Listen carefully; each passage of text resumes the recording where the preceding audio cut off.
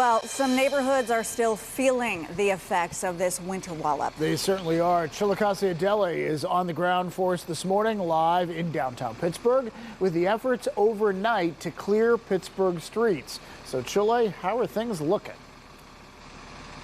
Well, a lot of the main roads here look pretty good, David and Erica, downtown.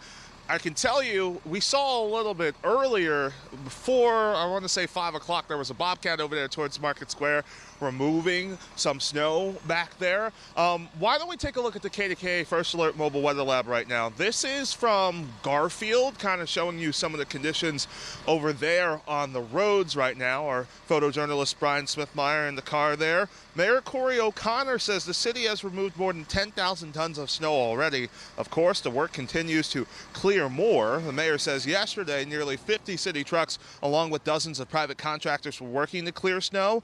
The mayor says that the city's been talking with Allegheny County to see if its crews can also help with city roads too. But it's not just the snow removal that's an issue. With how cold it's been, you also have to worry about ice on the roads too. Like a lot of streets have been hit.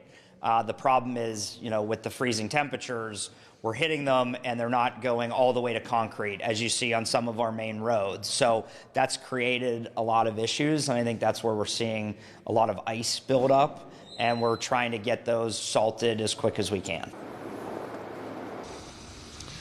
Why don't we take a look at the city's plow map for a second here. You can actually pull this up yourself as well on the internet. The roads here in colors like brown and blue show where vehicles have come to plow and salt the roads. And let's talk about PRT as well as it tries to clean up. It is deploying pickup trucks with snow plows attached and dump trucks to try and clear all of the snow. Crews are focusing on 9 neighborhoods, mostly places where PRT buses have had issues getting to stops because of streets packed with snow. Places like Brookline, the Hill District, Greenfield.